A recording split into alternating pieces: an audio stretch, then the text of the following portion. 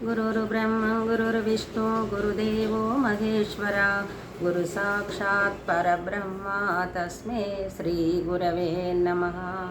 रामचन्द्रं गुरो शिष्वं शान्तानन्ददीक्षितं द्वैदोषरहितपूर्णं श्रीनरसिंहरावार्यं गुरुं भजे।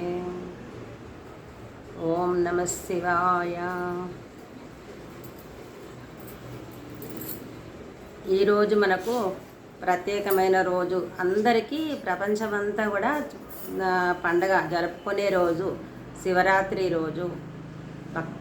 ప్రేక్షకులందరికీ శివరాత్రి శుభాకాంక్షలు. ఈరోజు ఎట్లా ప్రాముఖ్యత విశేషంగా చెప్పుకుంటారు, పెద్దలందరూ కూడా ఎంతో విశేషంగా చెప్తారు. మనకు అందుబాటులో మనకు భగవంతుడు ఏది అందిస్తే అదే మనం మాట్లాడుకోవడం.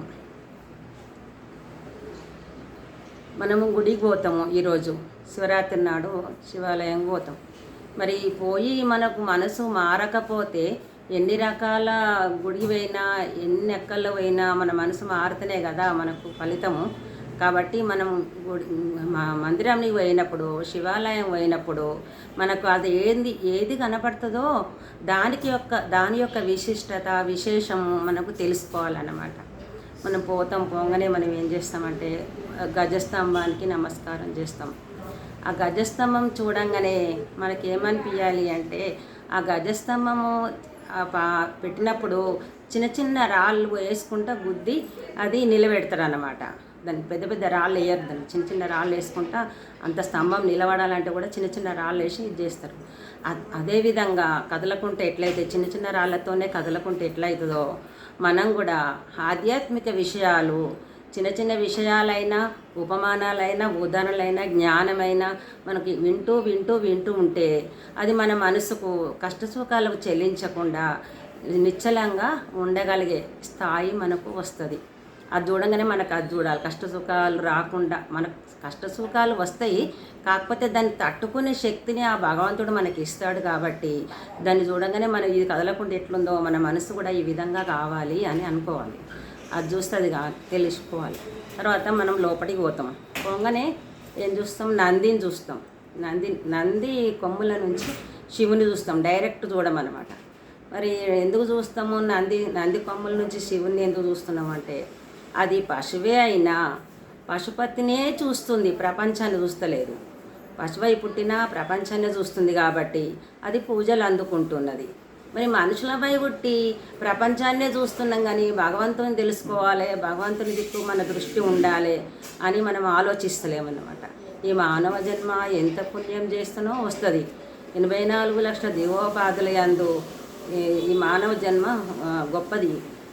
ఈ శరీరంతోనే మనము తెలుసుకోగలిగింది. మోక్షానికి అర్హత ఉన్నది ఈ శరీరంతోనే. ఈ శరీరం వస్తేనే మనం జ్ఞానం కలుగుతుంది. మానవ జన్మ రావడం ఒక అదృష్టమైతే, వీనికి ఈ పూర్వజన్మ సంస్కారం కలిగి ఉండి అటువంటి ఆలోచనలు, భగవంతుని తెలుసుకునే ఆలోచనలు రావడము రెండో అదృష్టం. ఇలా చెప్పే గురువు దొరకడం మూడో అదృష్టం. 3 అదృష్టాలు కలిసి వచ్చినాక దాన్ని సద్వినియోగం చేసుకోవాలి అన్నమాట. అయితే మనం ఇది భగవత్ తత్వం మీదనే దృష్టి ఉండాలి. మనం ఎన్ని పనులు చేసినప్పటికైనా ఆ పరమేశ్వరుని యొక్క దృష్టితోని చేయాలి అన్నమాట.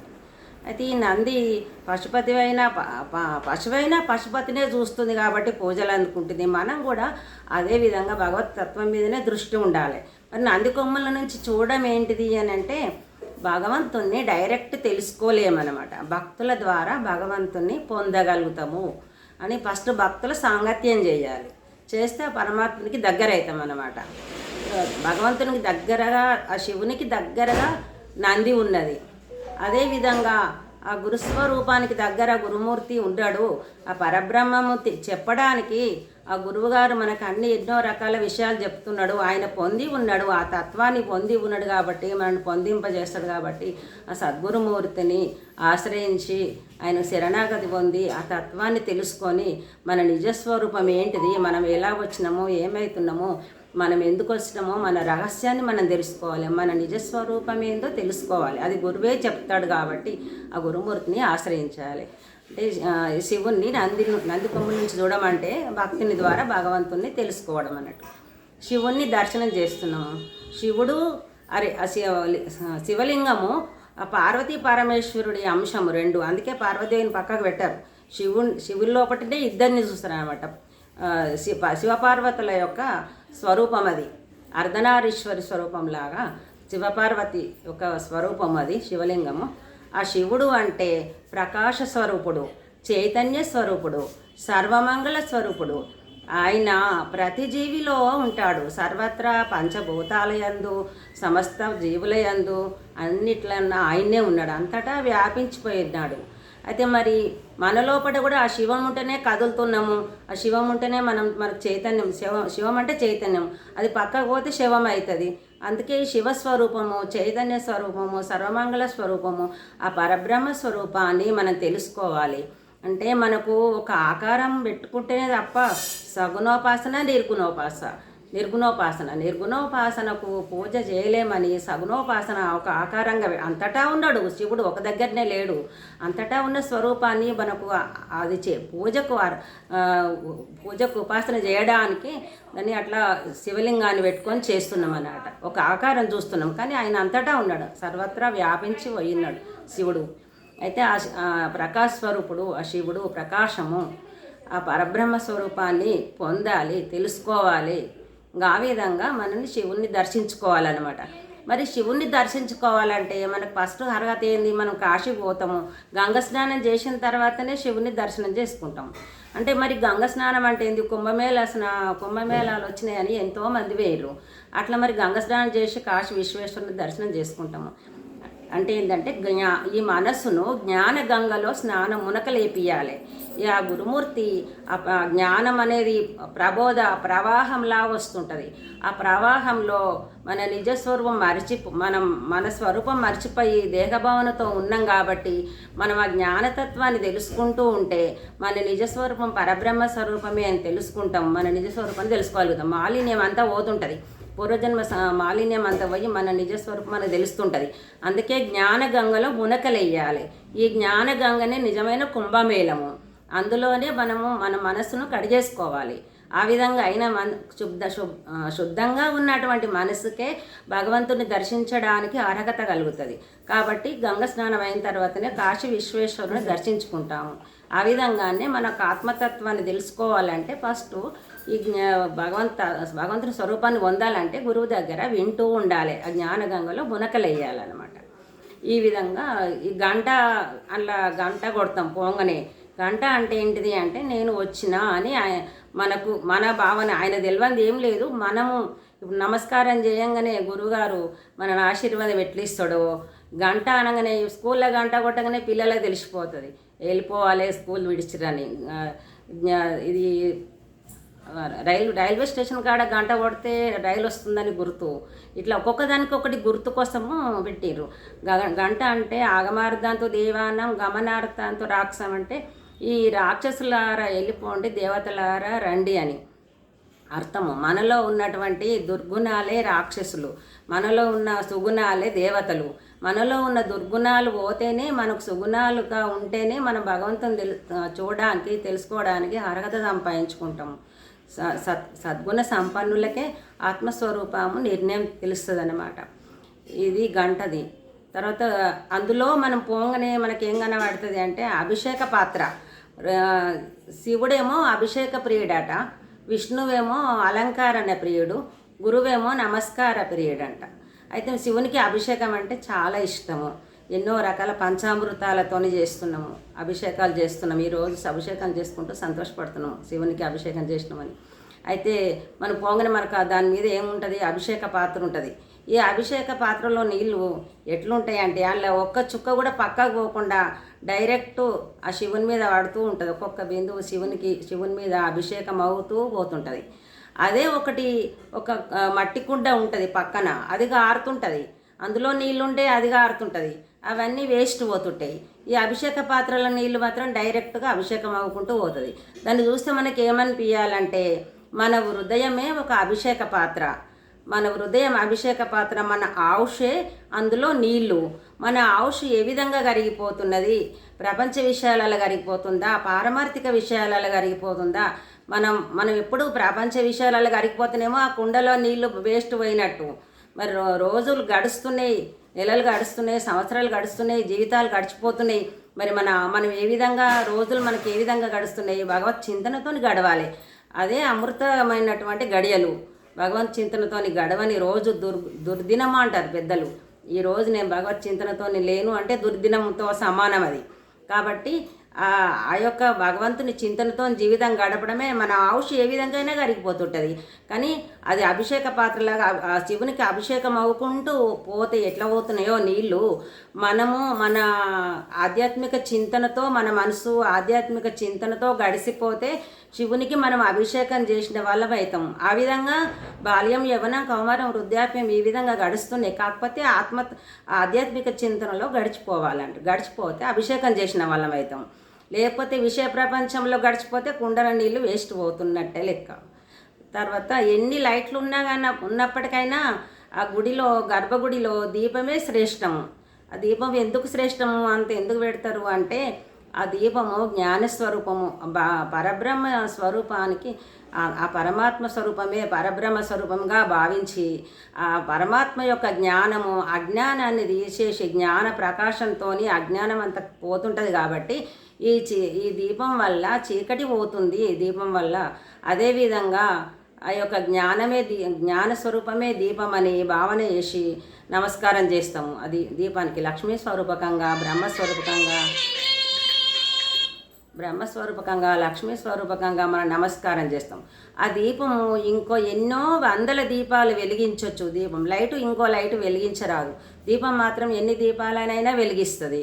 అదేవిధంగా మనము ఒక దీపం జ్యోతిలాగా అయితే ఒకరికొకరికి ఆ భగవంతుని జ్ఞానము అందించుకోవాలి.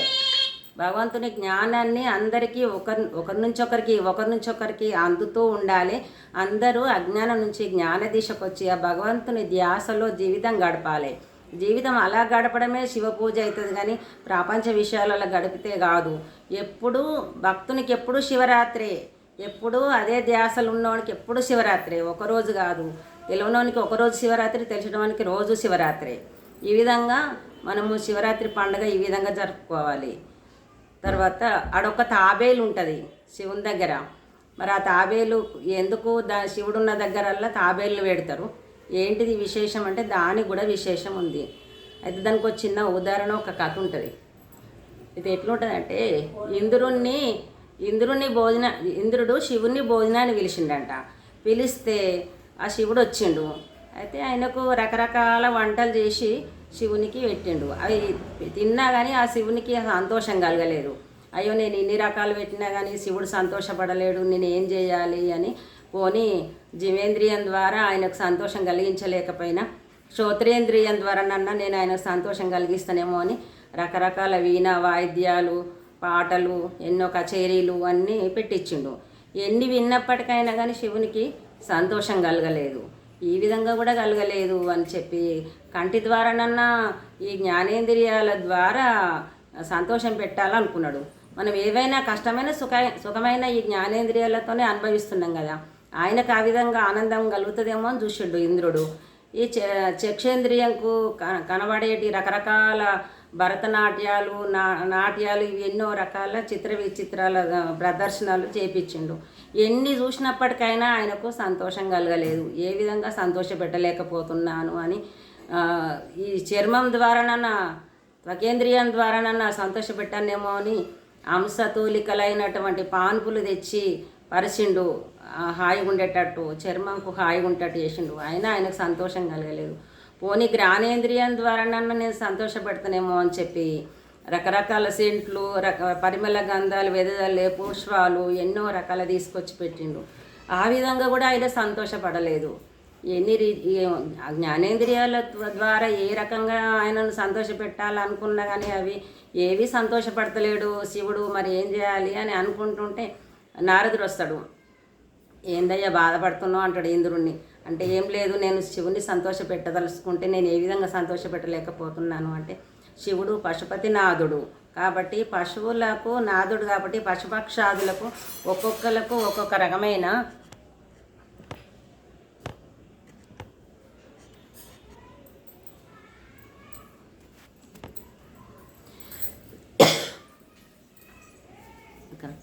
ఒక్కొక్కరు ఒక్కొక్క రకమైన అది టాలెంట్ ఉంటుంది. ఒక్కొక్క జీవికి ఒక్కొక్క రకమైన టాలెంట్ ఉంటుంది. అయితే వాళ్ళ పశుపతినాథుడు కాబట్టి పశుపక్షాదులు జంతువులన్నిటిని రప్పించి వాళ్ళ టాలెంట్ వాళ్ళు చూయించమనాలి శివునికి. అంటే అప్పుడు కచేరీ ఏర్పాటు చేసి అన్ని జంతువులను తీసుకొచ్చి ఆటలు ఆడిపిస్తుంటారు. అటు పాములు ఒక రకం ఆటలు ఆడు, సింహాలు పంజా విసిరి అవి ఆడుతుంటాయి. ఏనుగులు రకరకాల విన్యాసాలు చేస్తుంటాయి. హంస వచ్చి నీళ్లను పాలను వేరు చేస్తుంది. ఒక్కొక్క దానికి ఒక్కొక్క ప్రాధాన్యత ఉంటుంది. కోకిలలు అవి గానం చేస్తాయి. ఎన్ని జంతువులు ఎన్ని రకాల విన్యాసాలు చేసినా ఎన్ని రకాలు చేసినా నారదుడు శివుడు తృప్తి పడలేకపోతుండు. శివునికి సంతోషం అయితే లేదు. ఏం చేయాలి, ఎన్ని రకాలైన సంతోషపడతలేడు అనుకుంటే అప్పుడు తాబేలు వస్తుంది అన్నట్టు. మెల్లమెల్లగా తాబేలు వస్తుంటుంది. దాన్ని రానియరు. నీ ముఖం నీకేం తెలుస్తుంది, మేము ఇంతమందిని వచ్చి ఆయనను సంతోషపెట్టలేకపోయినాము, నువ్వేం సంతోషపెట్టగలుగుతావు అని తాబేలును చిదరించుకుంటారు అనమాట. శివుడు అంటాడు, సరే రాణికి దానికున్న టాలెంట్ అది చూపించుకుంటుంది, రాణి ఏమనుకుంటుంది అంటాడు అన్నమాట. ఆయనకు భేదభావాలు ఉండే కదా భగవంతుడు కాబట్టి, భేదభావాలు లేనివాడు భగవంతుని స్వరూపుడే. అన్న తర్వాత సరే ఇక మెల్లమెల్లగా వస్తుంది, రాణిస్తారు. వచ్చి ఏం చేస్తుంది, స్టేజ్ మీదకి వచ్చి అక్కడ ఉండి అప్పుడు ఏం చేస్తారో చేయండి నన్ను అని చెప్పి అన్ని అవయవాలన్నీ తలను చేతులను కాళ్ళను అన్నిటినీ లోపలికి తీసేసుకుంటుంది అన్నట్టు. లోపలికి మీద పుచ్చలా ఉంటుంది కదా దాన్ని గట్టిగా ఉంటుంది అన్నట్టు. ఒక లారీ పోయినా కానీ జావది అంత గట్టిగా ఉంటుంది అన్నట్టు. అయితే అప్పుడు అన్నీ వచ్చి దాన్ని కొడతాయి. సింహాలు, పెద్ద పుల్లు, ఏనుగులు అన్నీ కూడా వచ్చి దాన్ని కొడుతుంటాయి అన్నట్టు. కొట్టినా ఎంత కొట్టి అవి అలసిపోయి పడిపోతాయి కానీ దీనికి ఏం కాదనమాట. అయితే అప్పుడు అందరు పడిపోయిన తర్వాత అది లేచి మళ్ళీ ఇప్పటి ఉంటుంది తాబేలు. దాన్ని చూసి శివుడు పక్క నవ్వుతాడు. అయితే అందరికి సంతోషం అవుతుంది. అప్పుడు శివుడు సంతోషపడ్డాడు. ఆ ఎన్ని రకాల జంతువులు, నెమలు ఉంటుంది ఎన్నో పురివి పాడుతుంది, ఎన్ని జంతువులు వచ్చినా ఎన్నో రకాల ఒక్కొక్క దాన్ని ఒక్కొక్కటి చూయించుకున్నా సంతోషపడని ఈ తాబేలు వల్ల శివుడు సంతోషపడతాడు. అప్పుడు అంటున్నాడు తాబేలు, నీకు ఏం కావాలో చెప్పు, నీకేం వరం కావాలి అని కోరుకుంటే ఆ వరం ఇస్తాం, ఏం కావాలో చెప్పు అంటే, స్వామి నీ దర్శనం కంటే, నీ సన్నిధానం కంటే, నీ పాదపద్మాల కంటే ఇంకేది విలువైంది ఉంది ప్రపంచంలో, ఎప్పుడు నీ దగ్గరనే ఉండేటట్టు నాకు వరమీ స్వామి అంటదాడు తాబేలు. అంటే అప్పుడు ఆమె దానికి వరం ఇస్తాడు తాబేలుకు. అప్పటి నుంచి శివుని గుళ్ళల్లో తాబేలు విగ్రహం ఉంటుందన్నమాట. ఈ శివరాత్రి జాగారం చేస్తాము, ఒక పొద్దు ఉంటాము. మరి ఒక పొద్దు అంటే ఏంటిది, జాగారం అంటే ఏంటిది కూడా తెలుసుకోవాలి. చేస్తున్నాం కానీ ఆ చేసే విధానం ఏందో మనకు కొంచెం తెలుసుకోవాలన్నమాట. ఒక పొద్దు అంటే ఉపవాసము, రాత్రి దాకా ఉపవాసం ఉండి అప్పుడు అభిషేకం చేసి తింటారు. అసలు దాని లోతార్థం ఏంటిది, అంతరార్థం బాహ్యార్థం ఉంటుంది, అంతరార్థం ఉంటుంది అన్నిటికీ. అంతరార్థం ఏంది మరి, బాహ్యార్థం అందరికి తెలుస్తుంది, పొద్దుగా దాకా ఉండాలి, పొద్దుకి అప్పుడు తినాలి, అభిషేకం చేసినాక పండ్లు తిని ఉండాలి అనుకుంటారు. ఒక్కొక్కరు ఒక్కొక్క రకంగా ఉంటారు. మరి అంతరార్థం ఏంది అని అంటే, ఇప్పుడు ఒక పొద్దు అంటే ఉపవాసము, అంటే దగ్గర, వాసము అంటే నివాసము ఉన్నది. మనకు దగ్గర ఏమున్నది మరి అంటే మన దగ్గరనే మనకు ఆనుకోనే, శరీరానికి ఆనుకోనే మన దగ్గరనే పరమాత్ముడు ఉన్నాడు. మనలో ఉన్నాడు, మన బయట ఉన్నాడు, సర్వత్రా వ్యాపించిపోయి ఉన్నాడు. ఆ విషయము తెలుసుకొని, గురువు ద్వారా తెలుసుకొని ఆ పరబ్రహ్మ స్వరూపం సర్వత్రా దర్శించి, నేను ఇక్కడ ఉంటే అక్కడనే ఉండు, ఆయన లోపల నేనున్న చేప నీళ్ళలోనే ఉంటుంది కానీ చేపకు నీళ్ళల్లో ఉన్నట్టు తెలియదు. అదేవిధంగా మనం భగవంతుని లోపలనే ఉంటాం కానీ భగవంతుని లోపల ఉన్నట్టు మనకు తెలియదు. మళ్ళీ దానికి ఆ చేపకు నీళ్ళల్లో ఉన్నట్టు తెలియక దానికి దూపైతే తోకతో కొట్టుకొని నీళ్ళు మీదికి పోయి కిందికి పడుతుంటే నోరు చాపి అప్పుడు ఆగుతుంది అది. అదేవిధంగా మనకు అందులోనే ఉన్నాం, భగవంతుని లోపలనే ఉన్నాం తెలియదు. ఆ గురువు ద్వారానే మనం నిజంగా మన భగవంతుని లోపలనే ఉన్నామని తెలుసుకుంటాం అన్నమాట. ఈ విధంగా మనకు ఆ భగవంతుని తత్వాన్ని గురువు ద్వారా తెలుసుకుంటాము. తెలుసుకున్నప్పుడు మనకు దగ్గరనే ఉన్నది, మన శరీరానికి ఆనుకొనే ఉన్నది, మన కనుగుడ్డుకు ఆనుకొనే ఉన్నాడు శివుడు. అది తెలుసుకోవాలన్నమాట. అది తెలుసుకొని ఉపవాసము, అంటే దగ్గర, వాసం అంటే ఉన్నది, ఆ దగ్గర ఉన్న వాన్ని, ఆ పరమాత్మ స్వరూపాన్ని, ఈశ్వరుణ్ణి ఉపాసన చేయాలి, ధ్యానం చేస్తూ ఉండాలన్నమాట. ఈ ధ్యానం చేసేసరికల్లా మన మనసు ఉపవాసం అంటారు, దీన్ని ధ్యానం చేయడం ఉపవాసము. కడుపు ఖాళీ ఉంచుకోవడం వల్ల ప్రయోజనం లేదు. ఆరోగ్య సూత్రాల కోసంకి ఒకరోజు ఉంటారేమో, కానీ భగవంతుని కోసానికి ఉపవాసం ఉండే అవసరం లేదు. అయితే ఉపవాసం అంటే కడుపు ఖాళీ ఉంచుకుంటూ కాదు. ఈ శరీరము బాల్యము, యవ్వనము, కౌమారం, వృద్ధాప్యం వస్తుంటాయి పోతుంటాయి. ఈ శరీరాన్ని కాదు మారవలసింది, మన మనసును మార్చాలన్నమాట. ఈ మనసు శబ్దస్పర్శ రూపరసగంధాల యందు తిరుగుతూ ఉంటుందన్నమాట. దానికి ఆహారం ఈ శబ్దస్పర్శ రూపరసగంధాలు, ఈ మనసుకు ఆహారం. ఈ శబ్దస్పర్శ రూప రసగంధాలు పక్కకు పెట్టగలిగి ఆ మనసు నిస్సంకల్ప స్థితి చేయగలిగినప్పుడే నిజంగా ఉపవాసం ఉన్నట్టు. మనసుకు ఏ ఆహారం అందనీయకుండా ఉంచాలి అంటే ఏంటి ఆహారం? దానికి శబ్దస్పర్శ రూపరసగంధాలు. అవిటికి అతీతంగా పోయినటువంటి మనసు పరబ్రహ్మ స్వరూపకంగా మారుతుంది. అలా అయితేనే పరమాత్మ స్వరూపాన్ని దర్శించగలుగుతుంది. అదే నిజమైన ఉపవాసము. మరి జాగరణ అంటే ఏంటిది అంటే ఈ ప్రాపంచ విషయాల యందు ఉండడమే నిద్ర. ఈ ఇదంతా అశాశ్వతము, శాశ్వతం కాదు కదా. శాశ్వతమైన వస్తువ ఆ పరమేశ్వరుడే. ఆ పరమేశ్వరుని యందు ధ్యాస ఎప్పటికీ జాగ్రత్తగా ఉండాలి. మనం ఈ విషయవాంఛల్లో ఉంటే నిద్రపోయినట్టు, ఈ పరమాత్మ ధ్యాసలో ఉంటే మేలుకున్నట్టు. ఇలా జాగారం చెయ్యాలి. కానీ ఇప్పుడు జాగారం చేస్తేనే పుణ్యం వస్తుంది అంటే నైట్ డ్యూటీ చేసేటోళ్ళు ఉండరా? తెల్లదానికి పనులు చేస్తూ ఉండాలి. వాళ్ళకి అందరికీ జాగారం వస్తుందా? అట్లా జాగారం చేస్తే వాళ్ళందరికీ పుణ్యం వస్తుందా? నిజంగా అప్పుడు వెనకట ఎట్లుంటారంటే వాళ్ళు ఆకలి దప్పులు మర్చిపోయి, నిద్ర కూడా మర్చిపోయి భగవన్నామస్మరణతో ఉండేవాళ్ళు అన్నమాట. అట్లా వాళ్ళంతల వాళ్ళు మర్చిపోయారు. ఈ స్మరణలో పడి మర్చిపోయారు, నిద్ర మర్చిపోయారు, ఈ స్మరణలో పడి ఆకలి మర్చిపోయారు. ఆ విధంగా జాగరణ ఒక పొద్దు అట్లుండే. కానీ మన అంతరార్థంగా అయితే మనసుకు సంబంధించిందే. మన పరమాత్మ తత్వం తెలుసుకోవడం మనసుకు సంబంధించిందే. కాబట్టి మానసికంగానే ఆ పరబ్రహ్మ స్వరూపాన్ని దర్శించగలగాలి. శివరాత్రి పండుగ అంటే ఈ విధంగా చేసుకోవాలి. ఇట్లా చేసుకున్న వాళ్ళకు రోజు శివరాత్రి, రోజు జాగరణే. ఓం నమః శివాయ.